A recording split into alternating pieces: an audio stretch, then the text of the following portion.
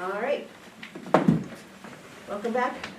Let's move into our treasurer and auditor report. First, we'll go around the room for introductions. Kevin Chudy. Patty McLean. Vicky Kane. Paddy McGuire. Dieter Callen. Randy Netherland. And Sharon Trask. It's too close. All right, Patty. So There she is. Oh, there she is. She was gonna walk right on by. She She had no intention of stopping until we caught her. They said you were still running behind me out there, so I was just, That's funny. gonna do something else. But you're busy? I have a whole pile of stuff to do down here. So the first item, my office is receiving 2 grants from the Secretary of State's office. The first one that we call the CARES Act, or the CARES grant, or the COVID grant. In the CARES Act, Congress appropriated $400 million to the states for COVID preparedness related to the election. That money trickled to the Secretary of State. They got the matching funds.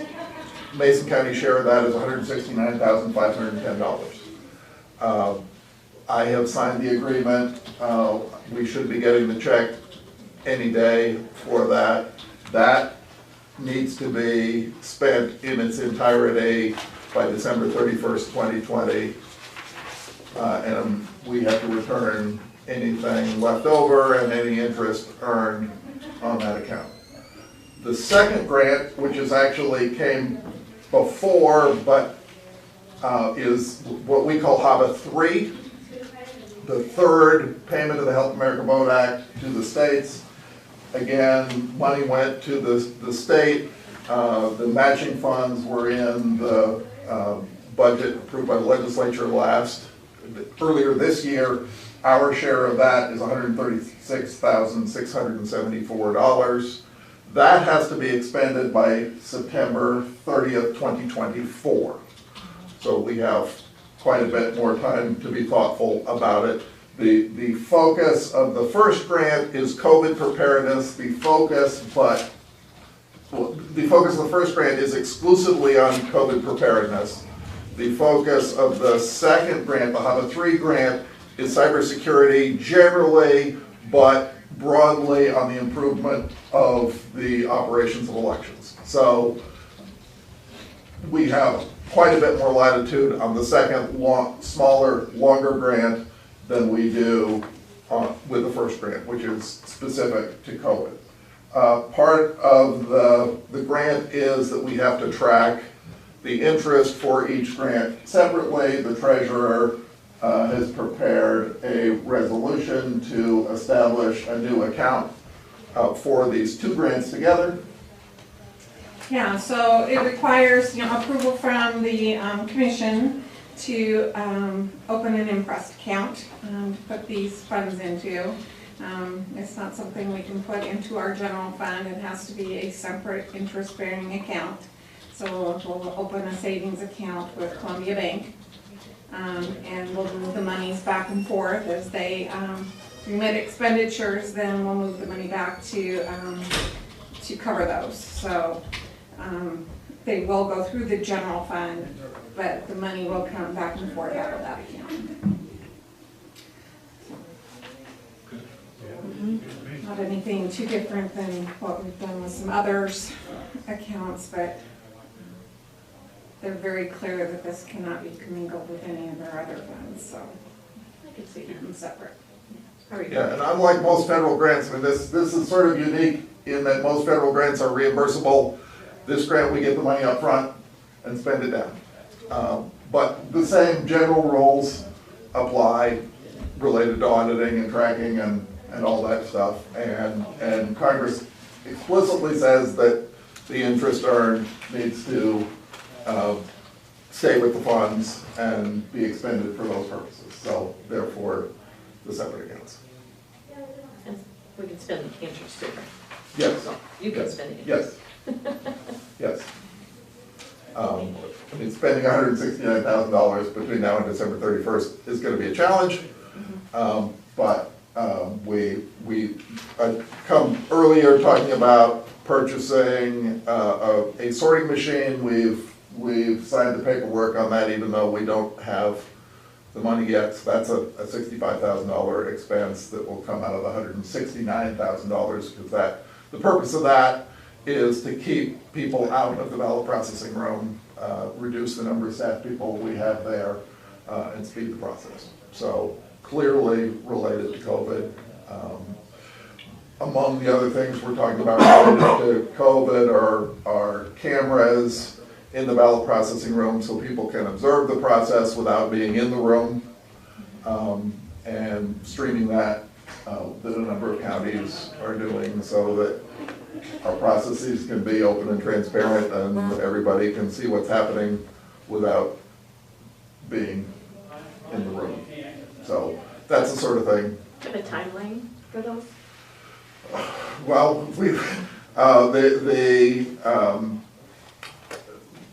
we start the process for the August primary basically right after the 4th of July. So this month is going to be very busy.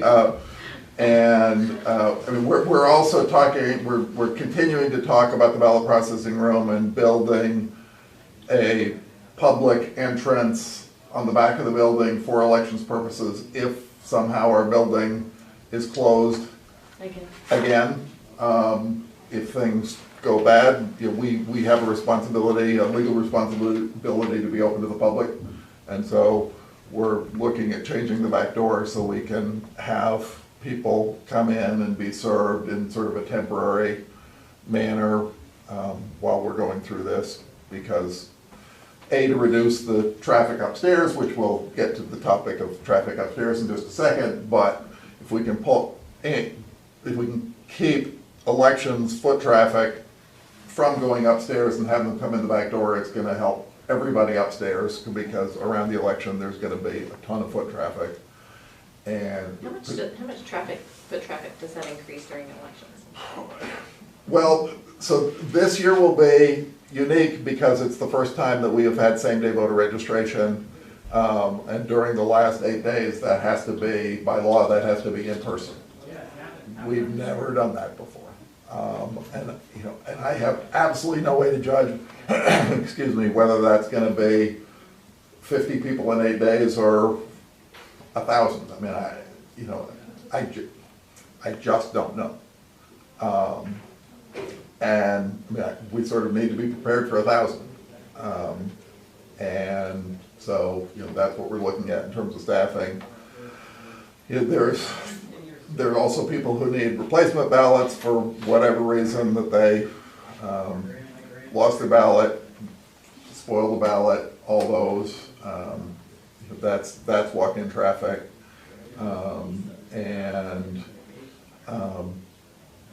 Or people that didn't get their ballot. So, you know, there's going to be a lot of foot traffic. There's going to be a lot of foot traffic. And so we really want to keep them out of the upstairs space because social distancing is so difficult upstairs. And I presume that at a minimum, we're going to be doing social distancing in November, assuming the building's back open. Patty, for in your interpretation for, you know, kind of looking at the governor's phased approach, phase 3 seems to open government up more. Is that a trigger that you're watching for in terms of, you know, because we're potentially eligible for that, you know, here on June 13th, assuming things continue to trend the way they are, potentially being moved into phase 3 at some point mid to late June. Lines up a little bit with your primary election. What are you kind of anticipating happening? I know, you know, I mean, is phase 3 a trigger for you? Is phase 4 more, you know, allowing public in? Well, so this sort of leads into the second topic here, which is we have been talking, we the 3 electeds from upstairs have been talking about foot traffic in our space, and whether that's the control over how that happens is really more to the 3 of you than the 3 of us, but I mean, at least in terms of the doors being unlocked. But the fact is that we don't believe that there is a way to achieve appropriate social distancing given the layout of our space. That when we reopen, people are gonna show up in significant numbers, and that there's a bunch of pent-up demand, and then, soon enough, we're gonna be into tax season and election season, and, Revale season.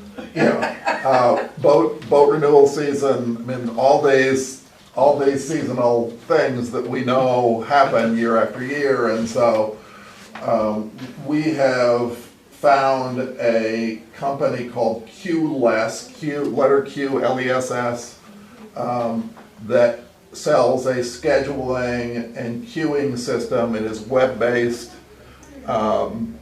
And the idea would be that we would try and keep people from lining up on the stairs, keep people from filling up our tiny lobby upstairs, keep people outside the building until we can see them and schedule and sequence them in. The system is quite flexible in that you can access it with a dial phone, with a cell phone. You can download the app, you can do it on the web. So there's sort of a broad range of usability issues. We can put a kiosk in the lobby, so if somebody shows up without any of those things, they can put in their name and get in line for a service. Tell us what they're here to do and get in line for a service. Does it separate out the different nodules, different, Right, so I think like for my office, what I was thinking was that there would be choice like, documents, licensing, and, elections. And so, under documents, you'd have recorded document, get a marriage license. Under licensing, you'd say, renew your tabs, title of vehicle, get a marriage license, because people are all, we call marriage license recording, but most people call it licensing. So, it is flexible about what it can do. And the idea would be to put a TV screen facing out in the vestibule that shows who we're serving at any one time. If you text in, it tells you how long your wait is gonna be and can adjust that if we are slower or faster. It's a pretty robust, user-friendly system. It's going to take some time on our part to obviously work out the kinks. We thought that it made sense to start with our three offices since we're next door to each other, but I think it may have applicability for the building department. It may have applicability for the court system. The way the pricing works with this company is each of our offices would be charged $250 a month for the service. An office outside of our building would be $500 a month, so the court system would be $500 a month, and then $250 for each one in the same building. So we thought it made sense to start upstairs, make sure this works, rather than roll this out broadly across the county and not have it live up to its promise and, sort of create a bigger mess.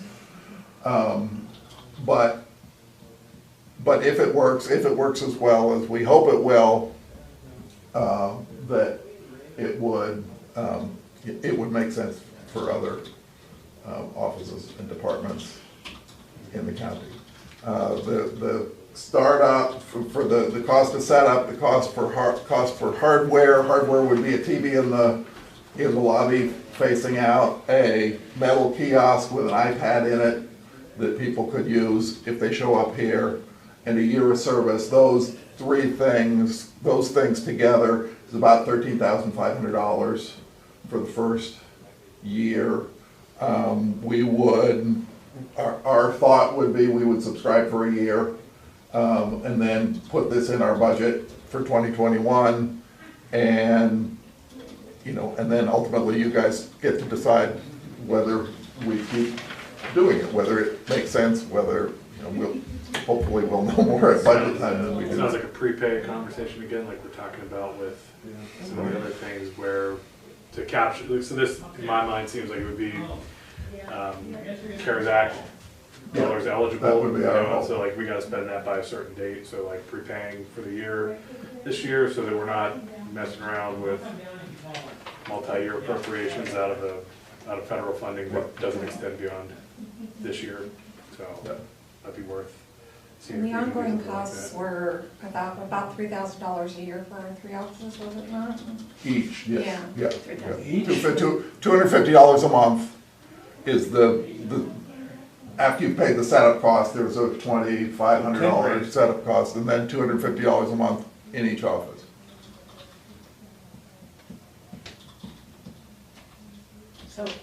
So how much would be from the CARES Act, and then, okay, I'm just. It would going be to our this in my head. hope, it would be our hope that the reason we are doing this is because of COVID. We wouldn't be doing this otherwise. And so, it would be our hope that we could get all of that money. None of us have room in our budgets So we're talking the For 13, this. about the The 13,500 right now. From CARES. for yes. CARES, for the hardware and the setup for a year. Well, and the first, say the first And the first 10 year. grand, also on the CARES. The whole 13 includes all the startup and a 1 year And 1 subscription year. for each of your offices. Correct. So we're Oh, that talking does. 13. 13.5 3 grand is, for the startup then? yes, the startup was $2,500 is the setup, something like that. So 2,000 in hardware, 13,500, For setup and a year's service. okay, so the 13,500 was set up, and then an additional 2,000 for hardware. Correct. Which isn't essential to their service, but I think from a customer service point of view, we need to have. People need to be able to see where they are in line, who's being served next. So you've certainly seen the people lining up in our lobby and down the stairs at tax time. And one of the biggest complaints we've had all throughout April and still today, with the extension due today, is people aren't able to come in and pay their taxes. And the drop boxes worked great, but we've got a lot of pushback from that. Obviously, they want to come in and pay their taxes. And starting up, I think we're ready to accept public as soon as buildings open and we can do that. So, maybe a 2 to 3 week turnaround on this, is what they were talking about. And it would give us the ability to just bring up, a certain amount of people at any one time so that we're not having lines. And this is not tied to our, IT server? It's all web-based, everything. The third-party vendor. You can run this on your phone. So there is no hardware here other than a television and a kiosk. And again, it's very flexible, you can add departments, you can take departments off, it's very flexible. Right, come back and change things. If we have set it up in a way that confuses people, we can change it. There's one other benefit, you could probably also set it up for, over the phone, Right, they could Yes. meeting or something too. If they're more comfortable that way, and it saves you some time, and I do recognize your limitations, and I recognize our limitations down below to do it. My only fear is we think we have an idea what's coming when it comes to money. And it's like a balloon, it's either gotta go somewhere or come out somewhere, there's just no way. No, I completely understand that. I know you do. When it came You're to the one the we're gonna be asking for ongoing money. costs, it's like, okay, there's no way I can say yes to a contract that's a multiple year contract that requires something, that I can't promise them at this point in time. So we may be able to it's enter nice into to a know deal. it was just a 1 year contract. Well, you may be able to enter into a deal that's a couple of years to get paid for, though, that could be as part of the purchase of the program. But Could probably even see still, prepay in advance. I'm sure they'd be happy to. The key, I don't care you do it 1 year, 2 year, whatever. The key for me is getting it signed and paid for this year out of federal money. Yeah, and However I, you guys wanna make that work. and You work with the vendor, but. right, and, you know, set up for when we open up. I mean, I think, you know, we are feeling some time pressure that when the doors open, you know, we don't have a way to police the stairs and people lining up and keeping apart, and the stairs are, what, 4.5 feet wide anyway, and so, you know, it's just, none of us have the staff to try and police this with humans, and I don't know where you do that anyway. I mean, you know, clearly this building was not built with pandemics in mind. So, you know, and none of us have lobbies that are big enough. Well, everybody has to walk by the treasurer's office to get to either or our offices, and that's maybe 6 feet there anyway. So, you know, I think the only rational thing to do to achieve social distancing is try and keep people out of the building and yet serve them. And, you know, our goal here is to serve them efficiently, quickly, and keep them happy. And you know, if somebody shows up here and we say, we can't see you for 25 minutes, but you can go, you know, go get your groceries, go to Starbucks, and we're not gonna call it, and you don't have to wait here. You can go in your car, but we're not gonna see you for 25 minutes. So be back at 12:25 and we'll be happy to see you then. One of the biggest problems I'm having is just almost like a waste unless we can establish an economy of scale. Because it makes sense that other ones would be doing the same thing if we can capitalize on it. But at $250 per pop or 500 out of the building, that doesn't make sense. But if we were to bring in something with 10, maybe they would negotiate something special with 10, and then, you know, if we can get up the CARES Act for the first 2 years, and we find out if it works in the county, drop what we don't. So I think, I mean, the only place that maybe makes more sense is, you know, maybe the courts, but I think building department, I mean, through SmartGov, I think they already have some capability to queue people without doing another program. Well, and I thought that too, but I don't believe that's the case. At least currently, they're taking phone calls for appointments. Yeah. So they're not queuing people. I'm not seeing, I haven't heard that there's a place on there. They can file their permits, some permits and stuff, but I don't believe it has a scheduling system on it for that. Maybe I'm wrong, but I don't believe it does. Well, and for them, it seems like a wonderful idea or opportunity for them to give the option, you want it for this, you want it for this, you want it for this. Travels down, is this something you need to have an appointment in-house, or is it something you can do online? They have a list of things to be done online, such as check your foundation or whatever with the phone. That might be a great opportunity along with the So you would courts. provide a link then on their SmartGov website to this queue list where they could then go in and set up their appointments. Have you talked to the clerk's office to see if they would be interested? I know they get quite a few lines too, Yeah. and maybe the courts do. We didn't. One of the conversations we had with them is that the more we add and the more buildings we add, the more the time frame moves out to get it all accomplished. So to set up one building with departments would take less time than it would to do multiple buildings, but that's certainly we can go back and look at.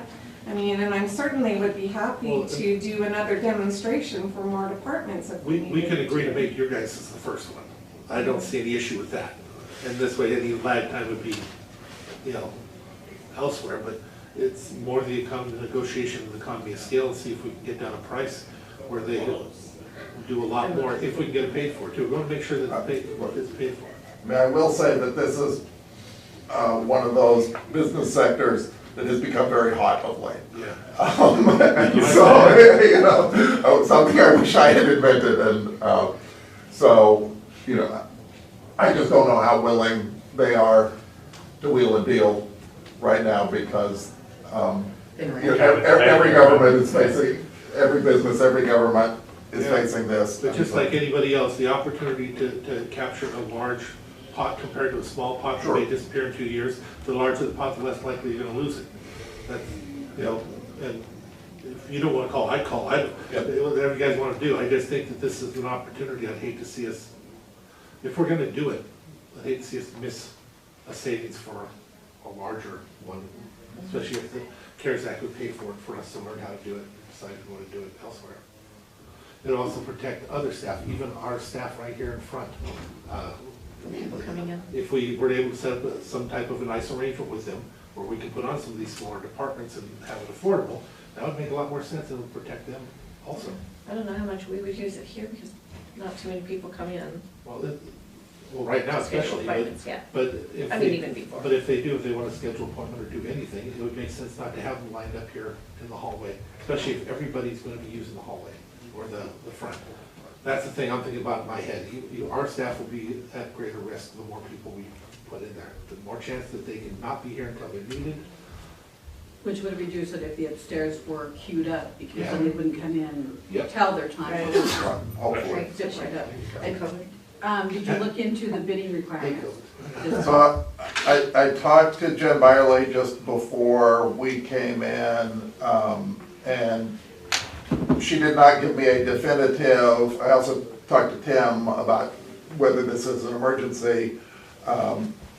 Jen did not give me a definitive that we don't need to bid, but that's where she's leaning, so, she wanted to look into it a little more, that we can go non-bid. There are 3 companies that I found in this space. One was based in Estonia, which just seemed like a bad idea. Just saying. The other did not respond. I reached out to them 3 times and I never heard back. And then this company was very responsive. So you have kept track of who you've tried Yes. to, okay. Yes, At least you have some kind of a yes, check. there's- To yes. be clear, that was Estonia, not Astoria. I like Astoria. Yeah, you would Oregon. So again, I think that this company would be very open to providing us with another webinar with those departments that you might think would be interested in it. It was pretty quickly put together. And it didn't take very long. It was a web-based type thing, Yeah. so, you know, you didn't It have was to. just a Zoom. I'd rather first establish a price before we start inviting everybody online to come to tell us if we wanted to. I'd rather find out what it is, how much it costs, how much they look at, because the idea of $3,000 per unit, and all of a sudden we have 10 units and we have to tell them no, suck. Well, I don't know who's interested in who's, I mean, it's gonna be based on the users, so what are we talking about here? Do you want Patty to go back and say if we add 5 more users and 2 Yeah. more buildings? Yeah, I mean, I just don't, find out, I think that would be, see what they could do. Okay. I think it's gonna, yeah, I think it'll definitely help with the traffic flow. I walked up there before and the line has been Oh, down the so- stairs, so. In lieu of that, can we maybe just get a placeholder for approving this at a minimum? Is that? And then maybe Patty can have those conversations this week, and if we need to come back and adjust, we can adjust. I'm good with I mean, we would, Because I think, I mean, I don't know, at least from where I'm at, I mean, I think at a minimum, this works for them, for here, for now. well, And, And I think it's necessary. you know, we can, prior to taking final action on it, would have our information for Patty if there are economies of scale that exist. And if not, it might merit just piloting it and then going back and revisiting with other offices and seeing if, yeah. I mean, I would really like to get in the queue, so to speak, for us, in terms of getting set up for upstairs. If we are a couple weeks away from opening, to have something in place. Getting in the queue.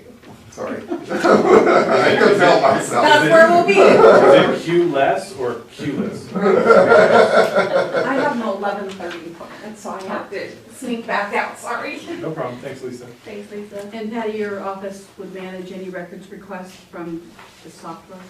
Sure, yeah, I don't know what, yeah, I mean, it's all web-based, so we'll be responsible for retaining that. I see those reports and whatnot, so. Yeah. Yeah, we're happy to maintain all that.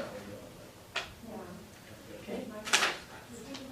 So next week's agenda for as presented? I would be supportive of that. I think so. I like it. Okay, and I'll go see if there's the ability to add more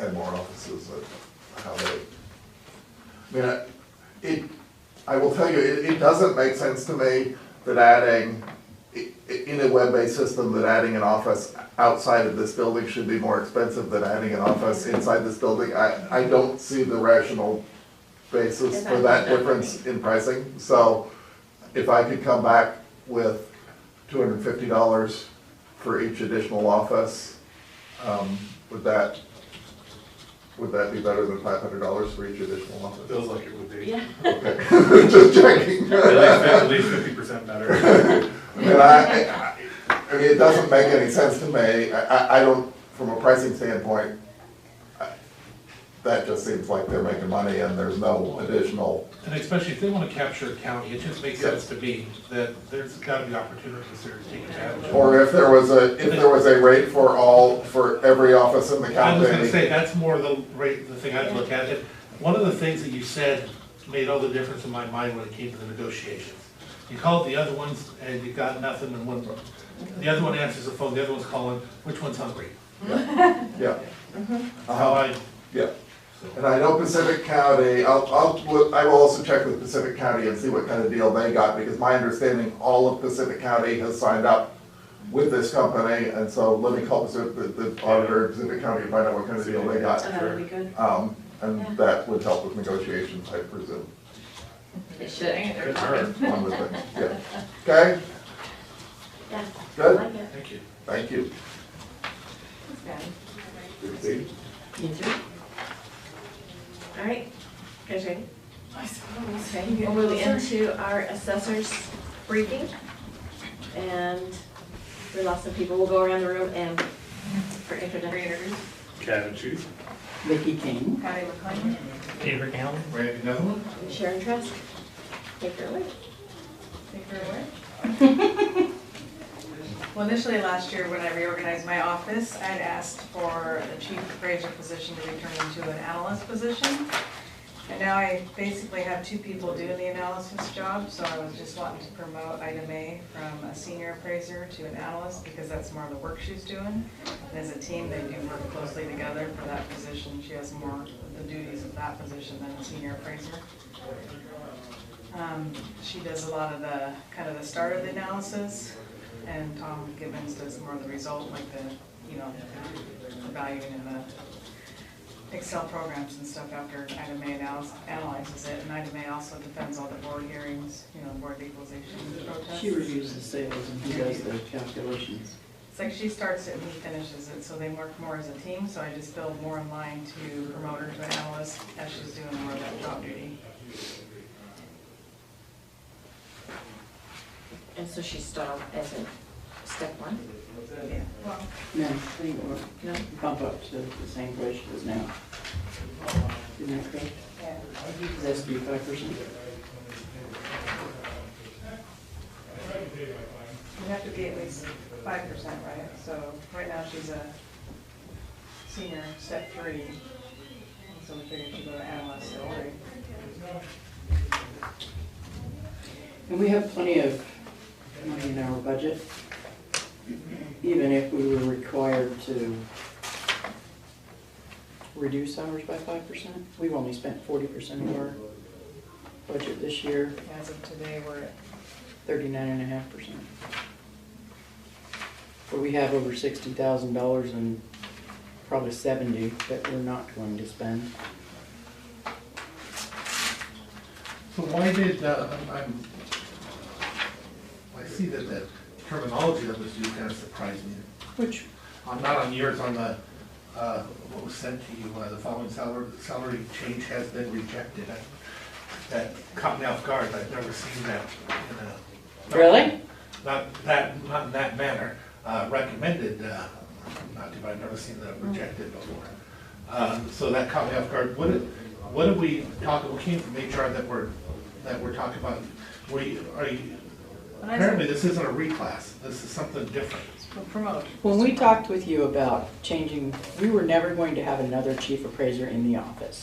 There are only 2 supervisors, the assessor and the chief deputy.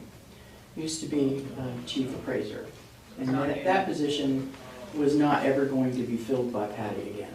So we wanted it renamed to sales analyst, but we never limited ourselves to we would only have one of those. So we have more than one regular appraiser too. We didn't specifically ask for 2, but just like we have more than one appraiser in the office and more than one appraisal technician in the office, we need one more analyst in the office. Well, just as it evolved, it just like they work together, Yeah. the other field appraisers. work She together. reviews the sales in the county to make sure whether it's a qualified sale or not that we can use in our ratio every year. And then Tom Gibbons does the It does the abstractions for the land, just for The the land value values curve. throughout. Would you Because say qualified? we're annual now instead of, we used to be once every 4 years. So as it evolves, it's just more in line for them to work together. Because there's been a lot of sales even still through the COVID. When you're saying qualified, are you meaning like arm's length transaction? Yes. correct. Okay. So every time the daily work comes through, she'll review it, he'll review it too, just to make sure it was on the open market, it was a valid sale between like 2 people that didn't know each other. Yeah.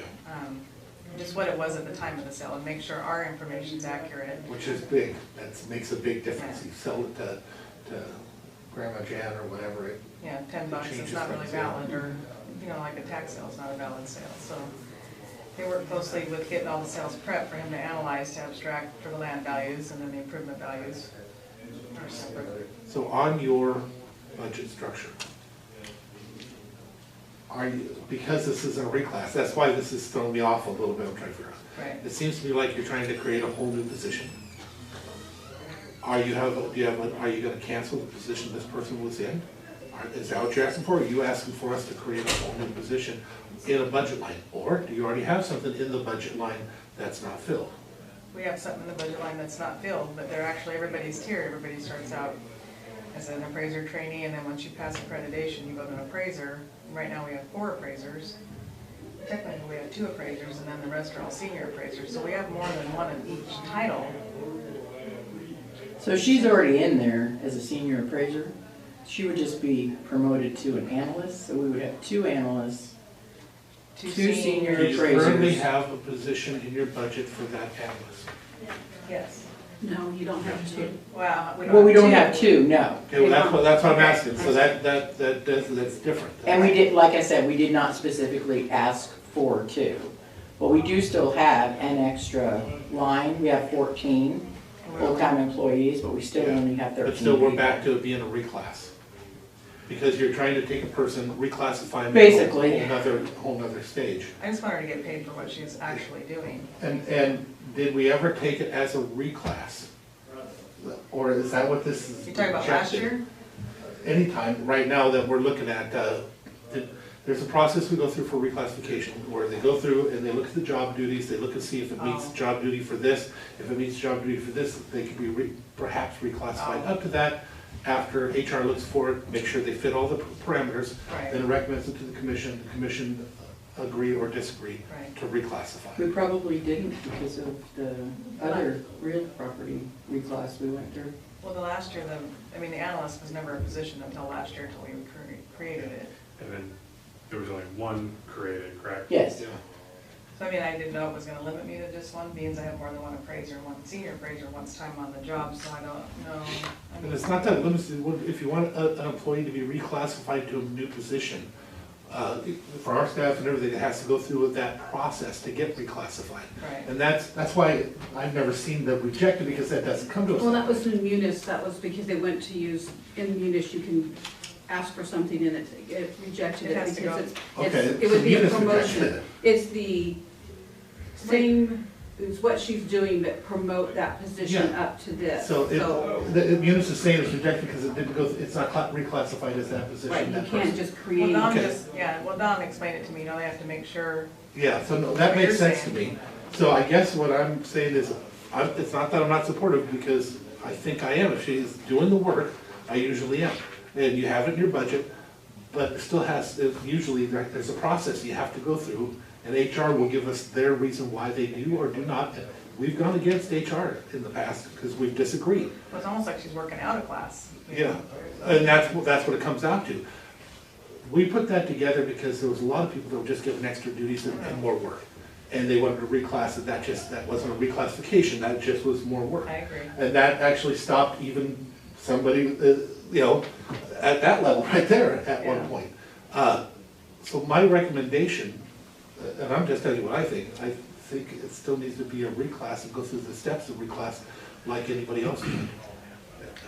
Yeah, I would agree with that. I mean, I think if it was a promotion to that position that was there, that would be, I would, whatever, it's your decision, not ours. Yeah. But I think it's not a promotion in the sense that needs to go through the reclass process, or some other process that is not just a promotion to It's another. opening up to the union and asking Yeah. that. Well, and also what happens at that time is that position gets reclassified and changed. Right now, if we were to do this and we'd be creating this position. And now you have another open position in your budget, because we're not reclassifying, we're giving you a new position. And the way we look at it is, this person's already in there, it's just renaming her. Yeah, except for we don't have that in our, Yeah. and an action by the commission creating that creates a line. And I think as Megan's email kind of hinted at, if that would happen, then the conversation would be, okay, creating a new position and then eliminating Yeah. the one that she's coming from. Whereas this reclass way is Would do it automatically. kind of a different way of getting at that, but probably a simpler way of doing it, Okay. I would think. And it keeps it within your budget, everything is, A little bit more tidy. yeah. Okay. And then, that's why also the 5% thing didn't make any sense either. If it's, that's what you're looking for reclass, but that's not what you were asking for. The 5% is usually the reclass aspect of it. So, yeah, my recommendation would be just go over and ask to reclassify. They'll, try to get them to look at it quickly and get it back to us. Okay. All right. We'll do that. That's all they do us too. Well, thank you for your time. Absolutely, thank you. Thank you. Okay. See you on the hill? Yeah, probably. See you later. Yeah, it sounds like she's already doing the work we're doing in us. Just gotta follow what it is. What are you thinking? You're thinking? So before I forget, the 5th Tuesday of June, I assume there'll be no 5th Tuesday meeting in Belfast. Until after. Right now, no. Until after we get.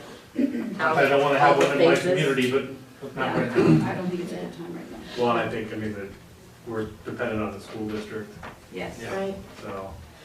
Yep. Okay, so you have executive, your last thing? Moving into executive. Okay. All right, please drive through.